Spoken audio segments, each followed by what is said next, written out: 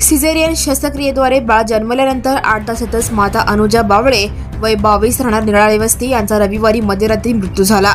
या प्रकरणी नातेवाईकांनी दबडे हॉस्पिटलसह संबंधित कर्मचारी व डॉक्टर यांच्यावर कारवाई करण्याची मागणी करत लेखी निवेदन दिले। या प्रकरणी आता संबंधितांचे जबाब नोंदवून या प्रकरणाचा अहवाल वैद्यकीय समितीसमोर ठेवला जाणार असल्याची माहिती सूत्रांनी दिली। अनुजा यांनी बाळाला जन्म दिला। रात्री 11:30 ते 12 वाजेच्या सुमारास अनुजा यांना त्रास होण्यास सुरुवात झाली।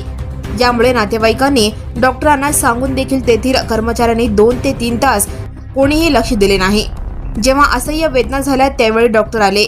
त्यांनी रात्री 3च्या सुमारास अनुजा यांना खासगी हॉस्पिटल येथे नेण्यास सांगितले, परंतु तेथे नेण्या अगोदरच अनुजाचा मृत्यू झाला। या घटनेला डॉक्टरच जबाबदार असल्याचा आरोप वृषाली हजारे यांच्यासह नातेवाईकांनी केला आहे।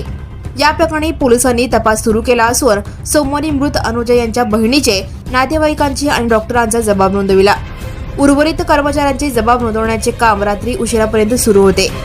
जबाबानंतर हे प्रकरण वैद्यकीय समितीकडे पाठवणार असल्याची माहिती पोलिसांनी दिली। Now and press the bell icon. Never miss a